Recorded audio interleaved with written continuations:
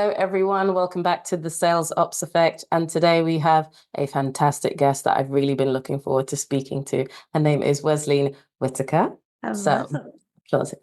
Yes, Wesleyne is an accomplished sales strategist, leadership coach, and thought leader with over 15 years of experience in sales and sales leadership roles.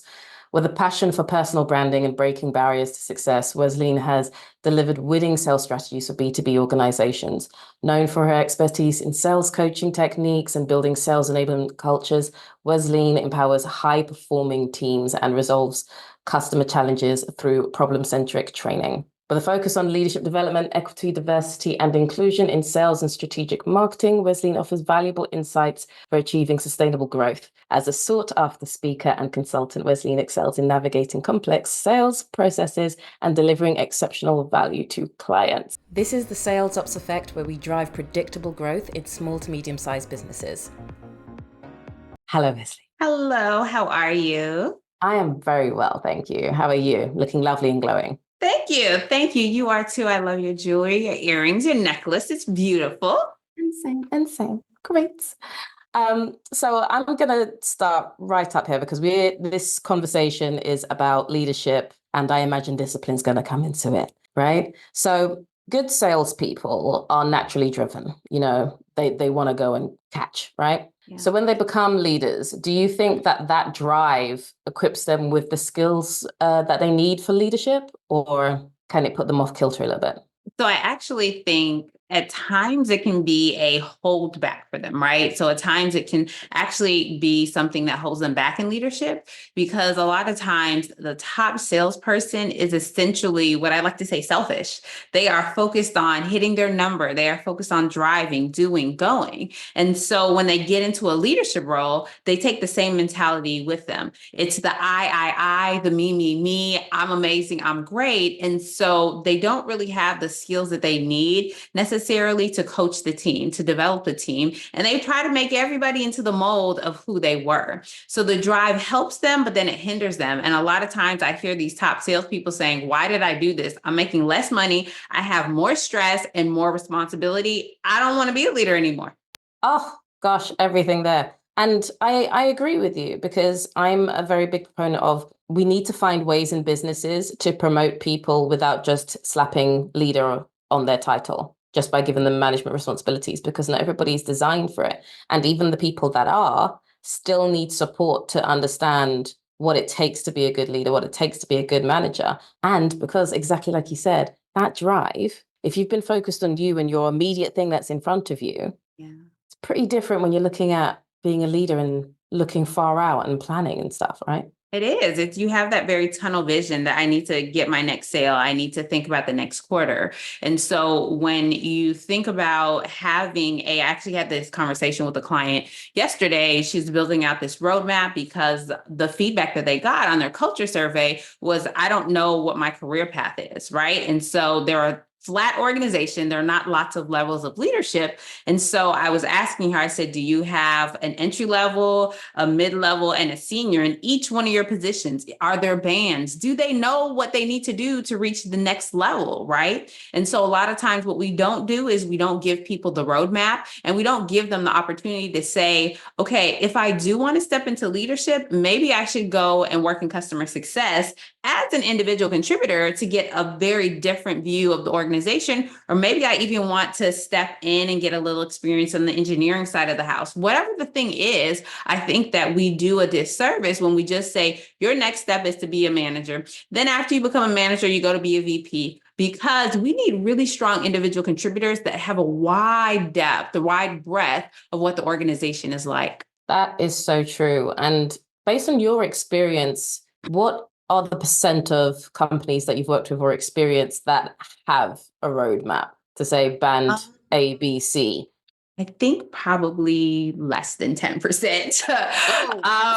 So some of the companies, they have this succession planning, right? So larger companies have succession planning, but in that succession plan, it's always to move into the next step of leadership, right? Like Yeah. to move up. There is not anything for a strong individual contributor to know that I can do this job for the next 20 years until I retire and be satisfied. And if we think about the generation entering the workforce, the younger millennials, the Gen Zers, they want satisfaction in what they're doing. They don't necessarily want to be a manager or a leader or a team lead or even a senior. They just want to know I have variety. I can do different things. So today, maybe I want to work as a SDR, but there's a role open in sales operation, or there's a role open in sales enablement. And maybe I can do that for 6 months or for a year. And then I can experience different things in the organization, because that self-fulfillment is sometimes what people need. I so agree. And where do you think that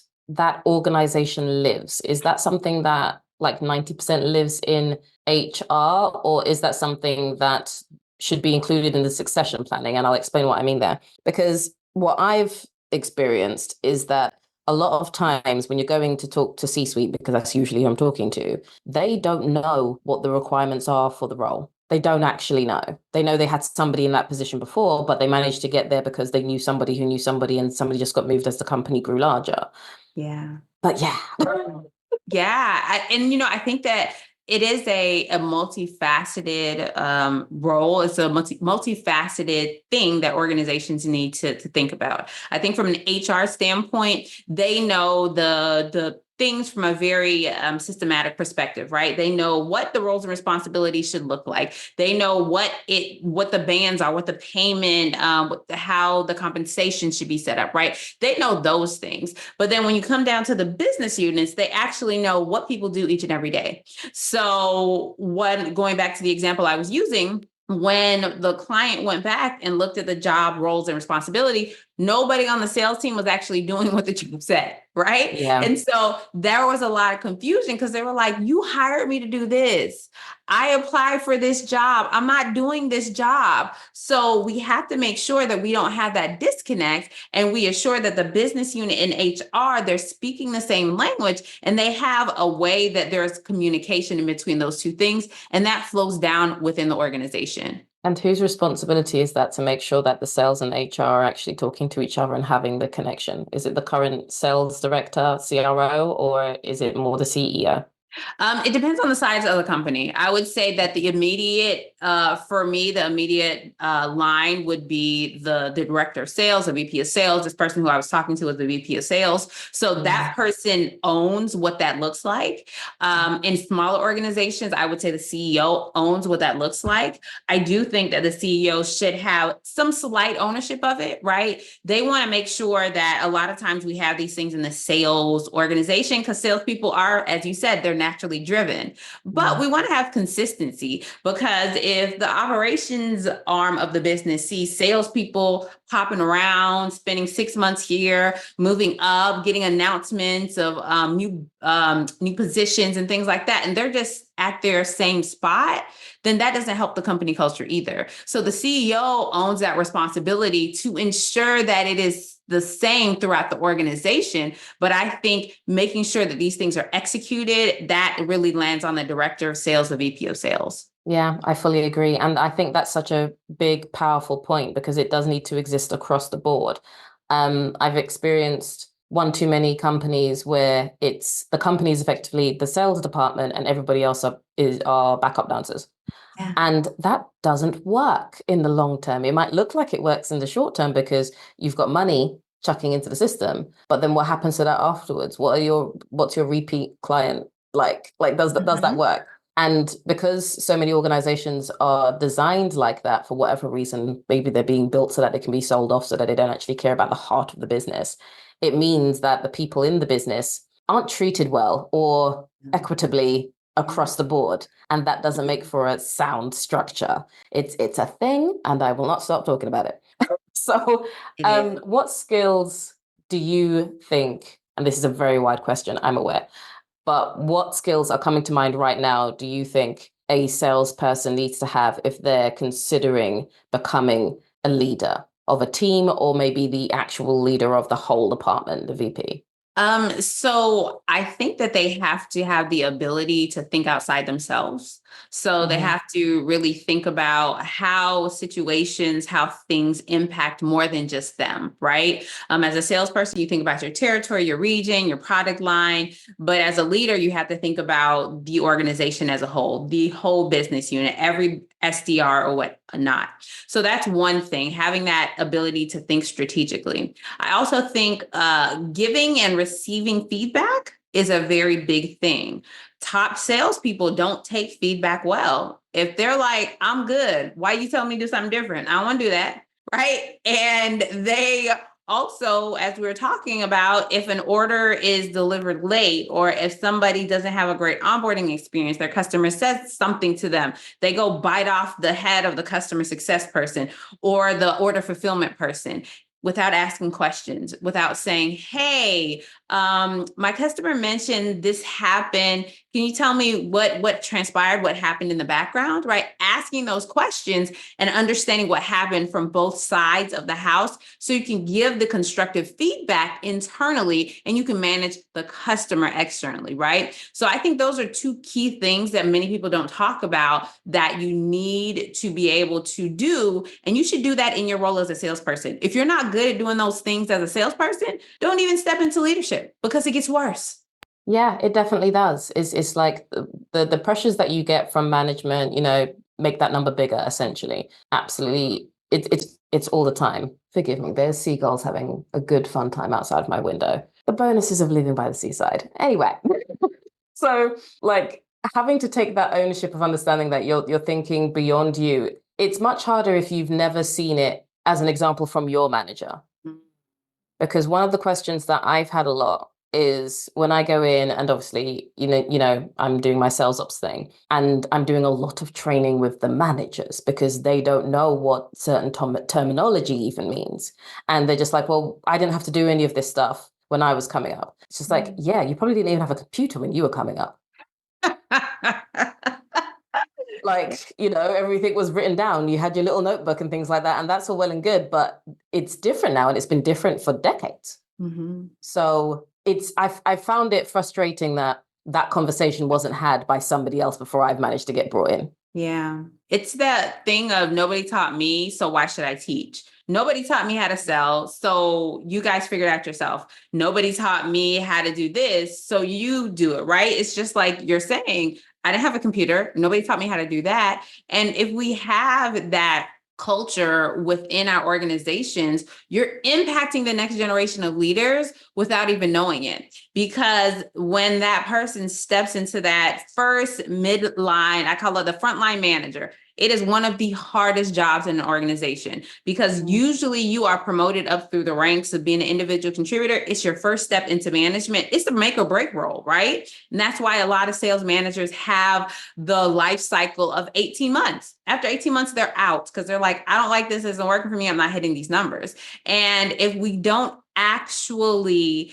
allow people to try the job out, like I literally tell organizations that I'm working with, I'm like, you have all these people who want to go into management. Why not let them shadow you? And so for managers that I'm working with, or leaders I'm working with, I tell them that it is important for you to take somebody along with you for all the things that you do in your role, right? If you're going to a board meeting, pick somebody on the team and take them with you. They don't need to have any responsibilities, but they need to see what it is actually like in this role. And after you take them to the meeting, you say, so what were your thoughts on that? What were your takeaways? Did you enjoy it? And they're like, how often do you do that?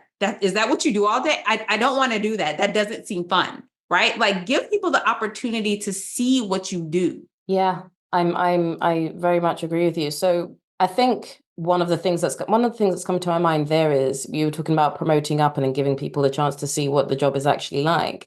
What happens if nobody's ready? Should we be hiring out or should we be looking elsewhere in the organization to say transfer your skills into sales, or should we be promoting from sales upwards anyway because of morale reasons? What do you think? So I think one of the first things is we should always have a bench. So every sales manager, frontline sales manager, I tell them, don't wait until you have an open position to know who the next hire is going to be. You should always be recruiting. You should always have that bench. It's the same thing within your organization. You should always have your eye on who that replacement is. And many times I like to say, how are you working yourself out of a job? So the thing that I just mentioned in allowing people to step into meetings with you, if you're doing a pipeline review or you're going through and figuring out what the metrics are going to be, you're planning the budget for the next quarter, like whatever the thing is, bring somebody in with you and see who you can groom, because sometimes people don't know that they want to step into that leadership role until you ask them. So if you have done those things, then I say the next step is, yes, see somebody within the organization. And I'm really not a proponent of having sales management that hasn't actually sold. But sometimes you have somebody who has moved to customer success or marketing or maybe product development, and they were in sales before. So they have that experience and now they have a wider breadth of experience. But I really don't advocate for you just pulling somebody with no sales experience to manage salespeople. It is a disaster. Always, always, always. But I don't think that there's anything wrong with looking outside either, right? Like, I think that it depends where you are in the life cycle of the company. And you really have to evaluate, this is where we are and this is where we want to go. Yeah, definitely. And I think it also depends on, like you said, if you don't have that backup ready, how far in advance are you planning? Yeah. Because if somebody goes on maternity leave or they have an accident, for example, then does everybody just report to the CEO? Mm-hmm. What happens? Yeah. Because it's a problem. I've seen things happen. I was one of the people brought in to, along with the other sales managers, because our sales director literally got hit by a car and was out for weeks and weeks, probably about 3 months. And so it was me and the other sales managers that basically had to be the sales director for that period of time. Wow. It happens. Thankfully, he's fine. He's fine. 6 broken ribs, but he's fine. Wow. Yeah. Wow. Well, but I mean, the point that you're making is true, right? And how well equipped were you to just, in the drop of a dime, take on the sales director's role? To be fair, I was equipped. Okay. Other people weren't. I was equipped because I've trained sales directors before. So for my part, that breath. Yeah. So it's just like, I know how to do my bit of it. I'm not saying that I know how to handle every single objection or whatever and go in there with that exact energy, because that's not my role. I know how to read the room, the data, and say, this is what we're seeing, so that you need to go over there and provide that direction. And so that's what I did. And the other sales managers had to up their game and be a lot more disciplined with their team, rather than just letting things slide, selling things from under their base price and things like that. How important is discipline? Because sometimes to me, it feels like it's somebody else's problem. And so people think that they're disciplined, but they let things slide without any understanding of the problems that could be caused in other areas of the business. Yeah. It's that silo thinking. Have you seen evidence of that, or is that just me being unlucky in some in some? No, I think when I think about discipline, I think about accountability. And the thing that I tell people is, when you make excuses, you accept excuses. So you ask yourself, when your manager asks you, have you done this? When is this going to happen? This is delayed. This is like, oh, I had this happen or I had that happen. Oh, I'm going to get to it. I ran out of time. You're giving excuses. So when you ask your rep for something and they tell you the same thing, you're like, oh, that's okay. I understand, because I just did that to my boss. So when you are undisciplined, you are not holding yourself or anyone else accountable. And how do you get to that place of holding yourself and other people accountable? One thing that I often tell myself, as well as people that work with me, is I don't break promises to myself. So if I say I am going to hit this KPI, if I say I'm going to do this thing, whether it's I'm going to run a 5K or bake a cake or do something at work, I'm going to do it. And when I have an employee that says, I'm going to complete this by this date, and that is a key, right? We have agreement. We don't just dictate and say, do this, do this, do this. We have some kind of agreement, right? They agree to doing something. And so when they don't do it, the first question is why? It's not, it's okay. It's why didn't it happen? And I figure out if it's a training gap, if it's a skill that they just don't have, or if they just blew it off. And then we figure out, okay, what's the next step? But if we don't have that open communication, if we don't have that self accountability, and then it doesn't flow down to the organization. Again, so agree. And what was coming to my mind there as you were speaking was trust and intention. So what are your intentions for this person that reports into you, for your direct report? What are your intentions for your manager? Because what has always boggled my mind is the amount of energy that some people have put into trying to cheat the system. And it's just like, if you'd only just spent that time calling the lead you were supposed to call, we'd be having a different discussion. But they don't realize that because their intention is over there. So it feels like, oh, this is just a quick thing. This is something that I have to do. And it's like, actually, no. What are your intentions? And do you trust yourself? Do you trust the person that you're speaking to? Yeah. And I don't think, I think a lot of people, including myself, I've done a lot of work and I will continue to do the work, would benefit from understanding what it takes to trust yourself, to not break your own promises. When you're setting those things up and you're putting down your goals, are you putting them down because they make you feel good, or are you putting them because you actually want to achieve them? What are your actual intentions? Yeah. Yeah. I think, and you're right. If we don't understand like that why, I often say that it starts with our why. Like, why am I doing this? Like, why am I not doing this? Why can't do I keep making excuses, right? Like when we get down to that nitty gritty, that is when we figure out, oh, I didn't do this because I fear rejection, and I fear rejection of somebody hanging up the phone on me. And where does that come from? That comes from when I first started in sales, and all I had to do was get a phone book and I had to dial for dollars, and no one ever answered the phone, and I got fired from that job. And so 20 years later, I'm still holding on to that fear of rejection. Okay, so that's a deep-seated thing that if you don't bring it to light, if you don't share that with your leadership team, then nobody ever knows and nobody can ever help you with it, right? So really being honest with yourself and being sure that when I'm honest with myself, I don't just keep it to myself. I share it with my leadership team. I share it with somebody within the organization that I know can help me get out of that place that I am. When you're honest with yourself, you don't just keep it to yourself. That's going to have to go on one of your boards in the background. I like that. I like that. I'm going to have to note it down. Yes. It's very, very good. It's so true. And again, obviously, you have to have that trust. There are a lot of organizations where there are snaky people. I hate them. They exist. But there are more and more that are trying to retain that human integrity as they grow. And, again, that's about boundaries and knowing when you're not a good fit for the organization that you're in. So that's not telling everybody you should just up and leave. Yeah. But dang it, there are a lot of times when we should have left much quicker.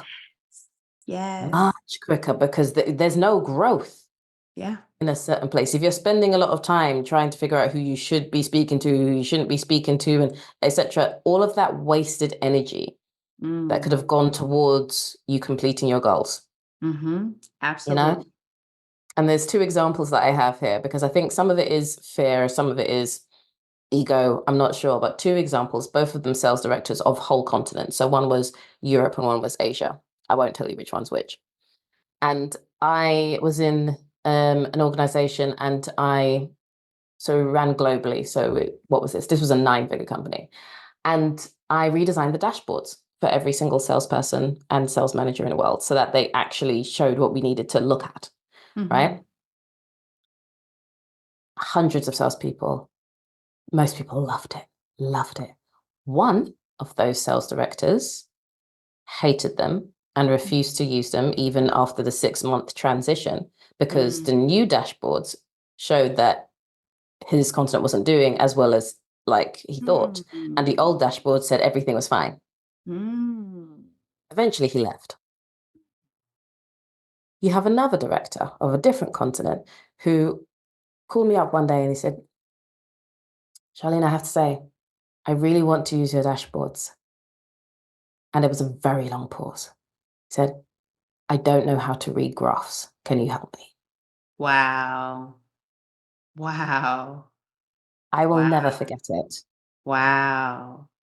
ever, ever, ever. I will never forget it. I'm even getting chills now because Yeah. the fact that he felt like, and this wasn't immediate, it was there for a little while before he called me up. Yeah. But he managed to just go, do you know what? This is clearly a good thing.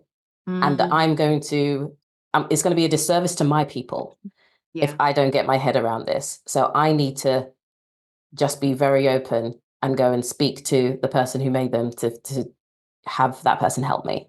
And I'm glad that he felt like he could come to me, and I helped him, and he's great. And then I trained his mini sales ops person that was in his continent. She's doing very well, but I will never forget it because it just shows you two types of people. Yeah. Yeah.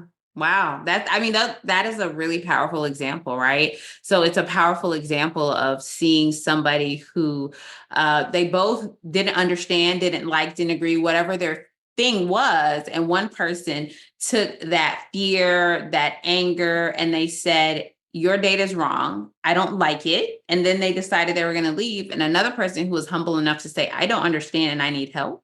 And when you are humble enough to say, I need help, then you receive it. And we often don't ask for help.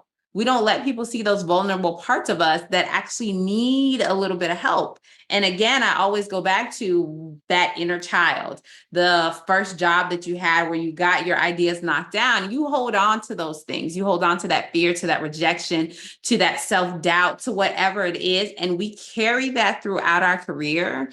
And when we get to points of transition, that broken part of us is what pops out because we never were able to build that muscle. We were never able to become that confident person that we wanted to be.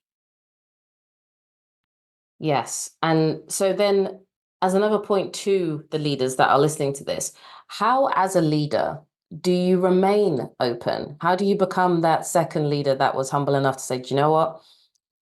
Oh, I need help. How do you remain open like that? And how do you show you're open to receiving requests for help?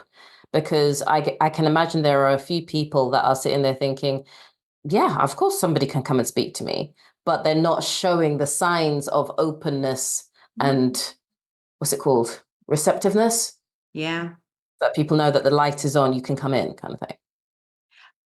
The barrier has to be broken. And I allow people to do this in whatever way that they're most comfortable with, right? Some people say, oh, I leave my personal life at home and I don't want to bring that to work. And that is absolutely okay. You don't have to bring your personal life to work, right?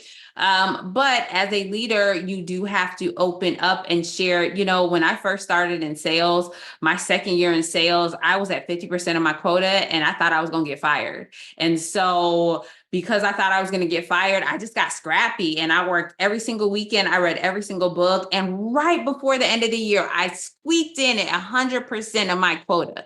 And it was a really hard thing for me, right? So that is being vulnerable about a professional experience. And it's just sharing something you experience. Because if your sales team thinks that you're perfect, that you hit your numbers every single quarter, that you never had a customer say no to you, that you're always on the president's board and you did all the right things, then they're never going to feel like they can come to you with their vulnerabilities because they're going to be like, that person's not going to understand. She's not going to understand. He's not going to understand. So you have to share some things that you experience. And sometimes those things may have a positive outcome and sometimes they may not have a positive outcome.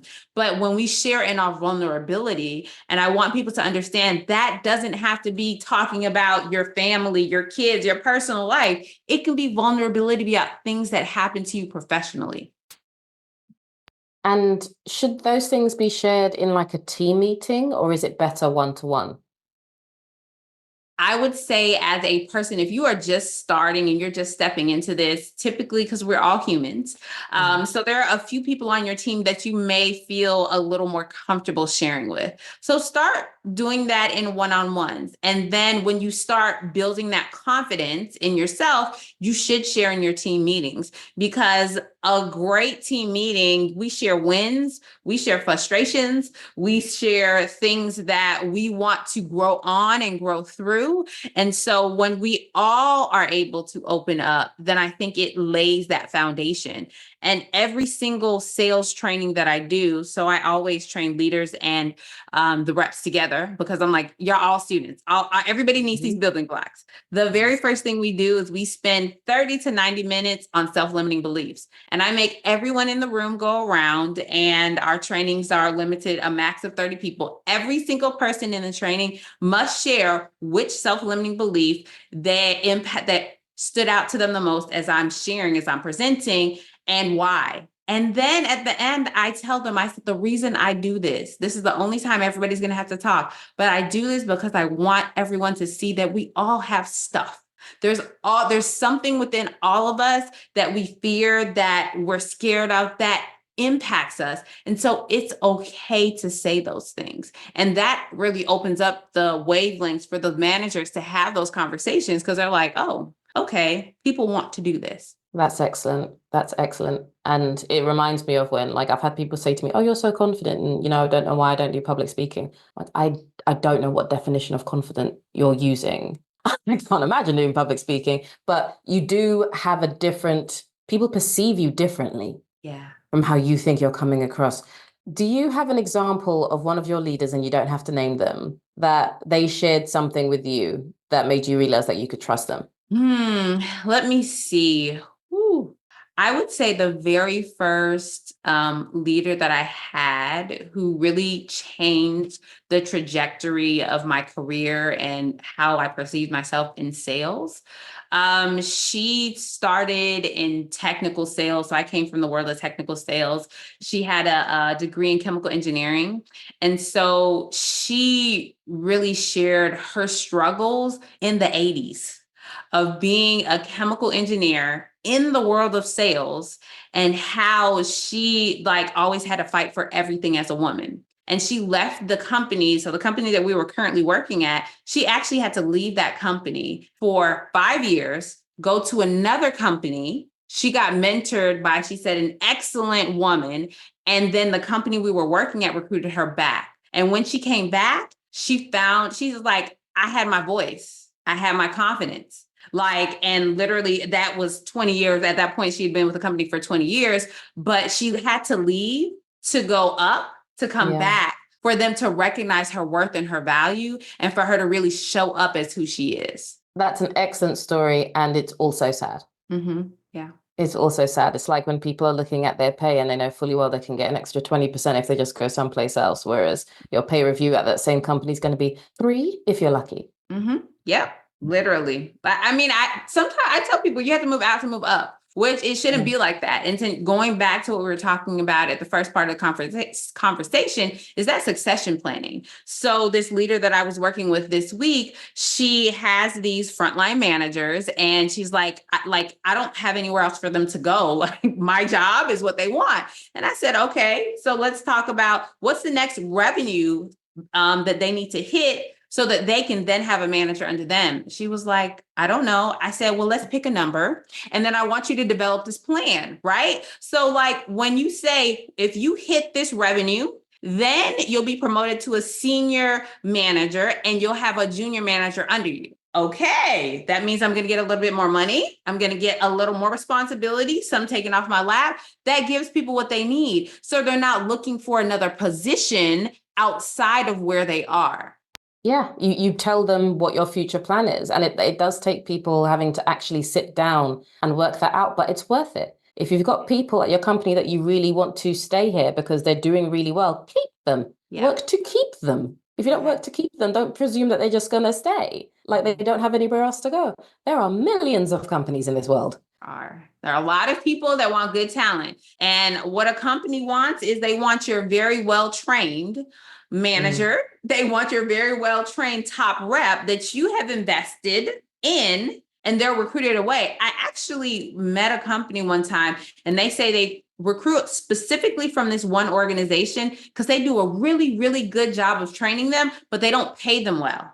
And so anytime, after that 2-year mark, they literally watch their new hires. And after that 2-year mark, they go and recruit them and pay them 50% more because they know they're already trained. And that old company doesn't get the clue. They're like, why are we bleeding? I'm like, because you're not paying people. You guys are doing really good training them, but you're not compensating them. So as they are upskilling, if you're spending so much time training them, like when you hire them, how about you give them a roadmap for when you do this, you'll make this. When you do this, you'll get this. Your commission is increased, your bonus is increased. And it can be on the variable comp side. It doesn't have to be on the base pay side, but let's get creative and incentivize people for doing good work.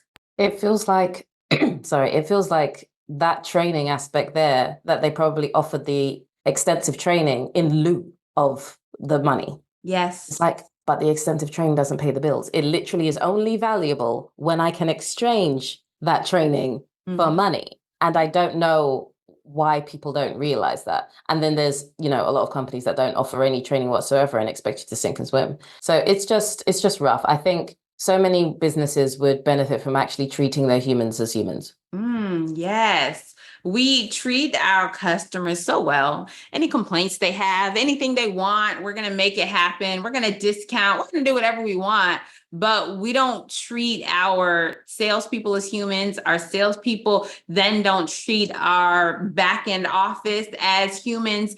And it flows throughout the organization. And it starts at the top. So as leaders, if you're not humanizing yourself, if you're not telling your salesperson, hey, I just looked in the CRM and I noticed that you had a really, really great call with XYZ person. It doesn't have to have led into a sale. It doesn't have to have even led into an open opportunity, but they're doing a really good job at speaking to the customer, updating the CRM. We're complimenting them, talking to them about the behaviors we want to drive.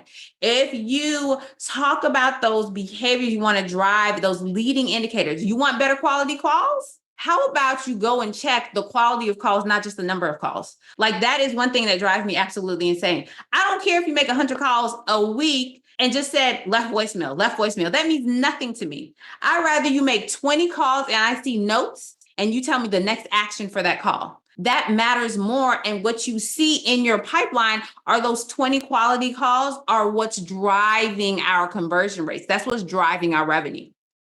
Oh my goodness, yes. The behaviors, because this is the thing. A salesperson, somebody who is driven like that, they want to get the most with the least amount of effort as well. Yep. So if you're telling them what the most important thing is calls or appointments, you just need to book this many, then that's all they're going to do. They don't have to be well qualified. Yep. And then you wonder why you're not seeing the results afterwards. You have to be very, very clear and set the standard and hold the standard. It does have to come from the top. There's none of this, we'll mark something as closed won in the system, even though we haven't got a contract in for it yet because we want to get the numbers in at this side of the quarter. No, excuse me, no. Nope. Because that messes about with the numbers. And next year when you ask what happened, people aren't going to be able to tell you with any accuracy because you decide to fiddle with the thing. And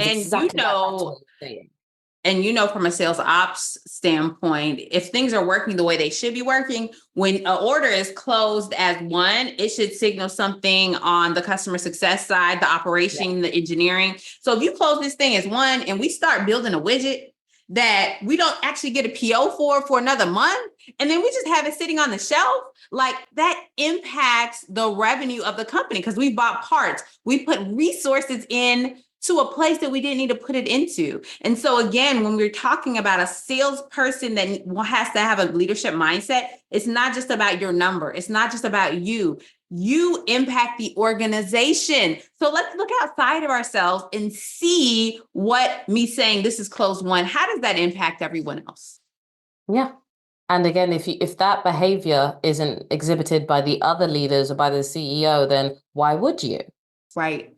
Why would you? And if you are the only person that's exhibiting it, you probably need to be in a different environment because it's going to be rough.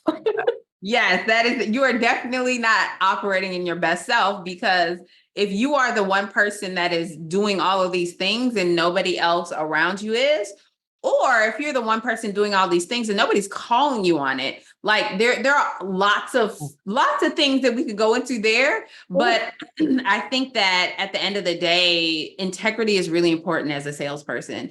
And this comes from a systematic perspective of making sure that our systems are aligned so that we clearly tell a salesperson when you mark an order as one, right? Like there are in some organizations, each salesperson does it differently. And that's why when you run reports, it's like, I don't understand what is happening because this doesn't even make sense. Some people close at one when they get the purchase order, which I think makes most logical sense. Some people don't close at one until maybe it's shipped or it's delivered. Some people close at one when they get a verbal. Like, what is a contract signed, but did we not get the purchase order? Like, make it clear.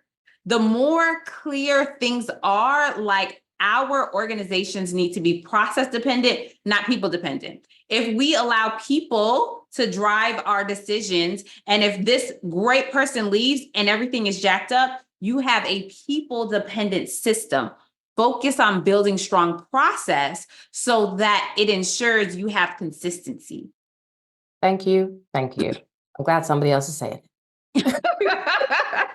Yes. My goodness. Like, the people who don't want processes are people who like to color outside the lines all the damn time. Oh, yeah. That's what it is. Because you can build a process that isn't so rigid that there's no flexibility, but there just needs to be a good structure that allows people to be able to be fluid inside it. And there are certain points you need to hit. Yes. Otherwise, other things don't happen. The reason why I got into sales ops in the first place, because I got into it 14 years ago before I even knew it was called sales ops, was because I was working in a training company, and it's a training company that trained other businesses. So I got a lot of insight into hundreds of other businesses.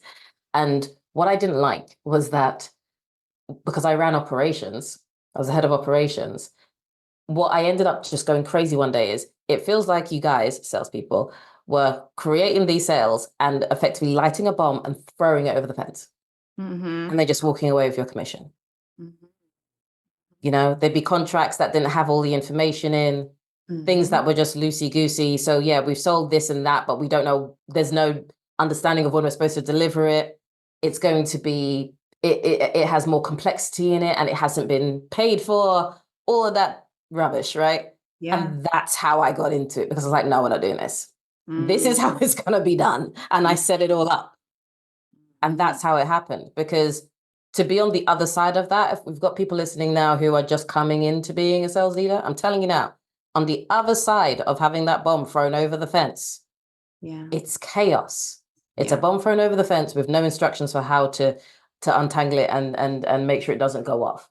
And then you'll get mad at the operations people if it does blow up in the client's face. Don't do that. You're in a business. It's not just the sales team and everybody else is underneath it to support you. Yeah. And I think that a lot of people, a lot of times salespeople, we like to color outside the lines. And I will say I'm a color outside the lines person too. But I understand that if I want to show up and operate in my best self, that I need to have people within my organization that color inside the lines and say, Wesleyne, no, we can't do that. Nope. What about this? Let's go back to our process, right? And so when you're building your sales team, you need to make sure that there's some kind of balance. If your organization is not big enough to have your own internal sales ops, then you need to find companies like this amazing podcast that you're listening to. You might want to tap into Charlene and what she does, but like you need to have like operations is important. And for me in doing training and coaching and consulting, like I don't sell training in a vacuum. I will never just show up and just do an 8-hour training because it's not going to work for anybody. Like if there's nothing on the back end, if there's no coaching on the back end, if there's no process, if there's no leave behind, if there's no playbook, if there's nothing there, the training that we do after 3 weeks, it's all gone. So you have literally taken your money and thrown it down the toilet. There are a lot of companies out there that's how they make their living. They show up, they do a day of training, they do the dog and pony show, people get excited, and every single year they're back again. But that's not my goal. My goal is to drive impact. I want to be so sticky that people are like, I remember that from this. And so it's the same thing internally. Like, what is the process? What is the leave behind? How are you ensuring that it's repeatable, that it can be done without you being there, without your top performer being there? Amen to that. It needs to be embedded. Just having the training for the training's sake is a tick box exercise. If it's not embedded, if there's no magnet holding it to people, if there's no comeback to it, then it's a waste of time. But having it there having the structure isn't something that's supposed to minimize people. If you build it right, it still gives people the flexibility to do their sales as how they need to do it, but hit the certain notes. Mm-hmm. You can freestyle within this barrier. Like, this is your playpen, but this is your playpen. You can do whatever you like inside it. Yes. Yes. Don't run out into the road. They need a little bit of structure. And again, salespeople, if you say you must use this script, you must do this, you must do that, that's going to cause them to rebel. Yeah. Here is a framework. Use something like this. And I always say, I'm like, if you're following the framework, if you're following the steps and you're hitting your numbers, I'm going to leave you alone. I'm not going to bother you. If I ask you, to give me better quality calls, better meetings, and I go in and I see that you're doing what I've asked you to do, I'm not going to bug you. I'm not going to make you send me a call report every single day. I'm not going to be on top of you because you're hitting your numbers. It's the people who don't want to follow the rules and you're not hitting your numbers. I'm sorry. Thank you. You don't get to say no when you're not hitting your numbers. You don't get to be like, oh, no, I don't like this. I don't like this. You're not doing your job. When you've done your job, then you have some leeway, you have some tokens to talk with. Until then, the job. Exactly. Right. Exactly. Or get a new one. I'm done messing about with some people. Because really, this has been an excellent talk. Thank you so much. Thank you so much. And everybody listening, you can find Wesleyne at transformedsales.com. Is there anything particular that's happening right now that you want to shout out? We have monthly masterclasses, and you can find those on our website, and you can also subscribe to our newsletter on the website. So join in on the fun, subscribe to the newsletter, follow me on LinkedIn, join a masterclass. Thank you so much. And thank you everyone for listening. Please do comment wherever you're watching this or listening to it, because we'll be sure to get back to you. So speak to you soon. Bye. Thanks for tuning in. If you like this episode, please look at the list of other episodes. I'm sure there's another one that can help you. See you next time.